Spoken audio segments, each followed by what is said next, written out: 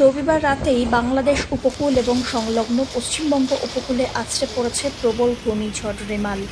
ল্যান্ডফলের সময় ঝড়ের সর্বোচ্চ গতিবেগ ছিল ঘন্টায় 135 কিলোমিটার। পশ্চিমবঙ্গেও ঝড়ের বেগ ঘন্টায় 100 কিলোমিটার ছাড়িয়ে গিয়েছে। তারই মধ্যে শক্তি খুইয়ে সাধারণ ঘূর্ণিঝড়ে পরিণত হচ্ছে এই প্রবল ঘূর্ণিঝড়। সোমবার থেকে আগামী বুধবার পর্যন্ত জেলায় জেলায় কড়া সতর্কতা জারি করেছে হাওয়া অফিস। রাজ্য জুড়ে ভারী বৃষ্টিপাত এবং তার সঙ্গে চলছে ঝোড়ো হাওয়া। ঘূর্ণিঝড় রেমালের ল্যান্ডফলের পর শুরু হয়েছে বৃষ্টি। রবিবার রাত্রিবেলায় ঘূর্ণিঝড় রেমাল ল্যান্ডফল করে। তার প্রভাব পড়েছে শহর এবং শহরতলিতে বিভিন্ন জায়গায়। সপ্তাহের প্রথম দিনেই ঝড় বৃষ্টিতে জনজীবন প্রায় সব স্তব্ধ। শহরের একাধিক জায়গায় জলমগ্ন হয়ে পড়েছে। তেমনি জল জমার ছবি দেখা যাচ্ছে পার্ক স্ট্রিট জাদুঘরের সামনে। মেঠুয়া বুরুজ, গার্ডেন রিচ এলাকায় জলমগ্ন এলাকাবাসী। এমনকি জল ঢুকেছে মেট্রো স্টেশনের মধ্যেও। ফলে সাময়িকভাবে বন্ধ হয়ে যায় মেট্রো চলাচল।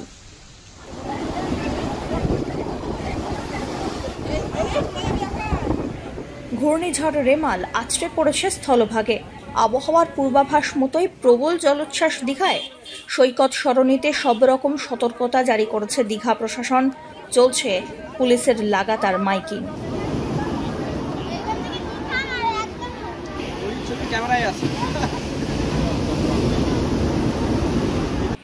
রেমালের পর হাওড়ার জলমগ্ন এলাকা পরিদর্শন করলেন পুরসভার মুখ্য প্রশাসক ডক্টর সুজয় চক্রবর্তী। সোমবার তিনি প্রাক্তন কাউন্সিলর শৈলেশ রায়কে সঙ্গে নিয়ে কেলভিন কোর্ট এলাকা পরিদর্শন করেন। ভরা জোয়ারের জন্য লকগেট বন্ধ। শহরে 65টি জলের পাম্প চলছে। 11টি ফিক্সড পাম্প হাউস খোলা হয়েছে। সব রকমভাবে জল নামানোর চেষ্টা করা হচ্ছে। পাশাপাশি রেমালের তাণ্ডবে রাতভর ভারী বৃষ্টিতে হাওড়ার বালি পুরসভার 16 নম্বর ওয়ার্ডে ব্যাপকভাবে জলমগ্ন হয়ে পড়েছে গোটা এলাকা। দুর্ভোগে সাধারণ মানুষ। ঘূর্ণিঝড় রেমালের প্রভাবে অবিরাম বৃষ্টিতে জলমগ্ন সবকটি ওয়ার্ড। বেশ কিছু জায়গায় গাছ পড়েও ঘটেছে বিপত্তি। বিদ্যুতের খুঁটি উপড়ে যাওয়ার ঘটনাও ঘটেছে।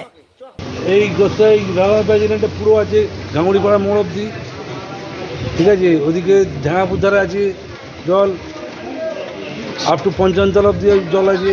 সব কটা জায়গায় পঞ্চানতলা জল আছে। যাতায়াতে অসুবিধা তো হচ্ছে। হ্যাঁ, সে তো হচ্ছে, লোকের তো অসুবিধা হচ্ছেই।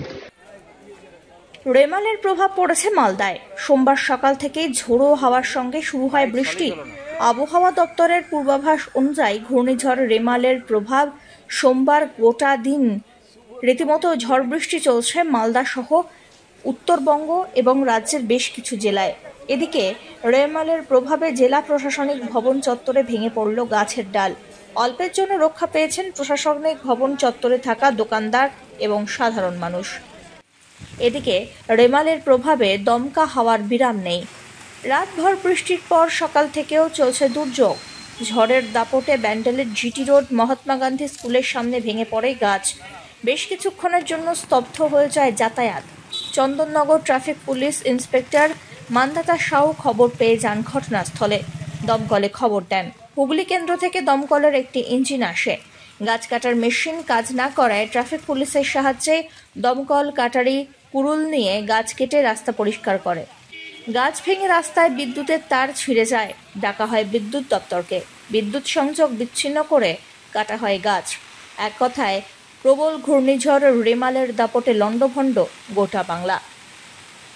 Bureau report, one India Bangla.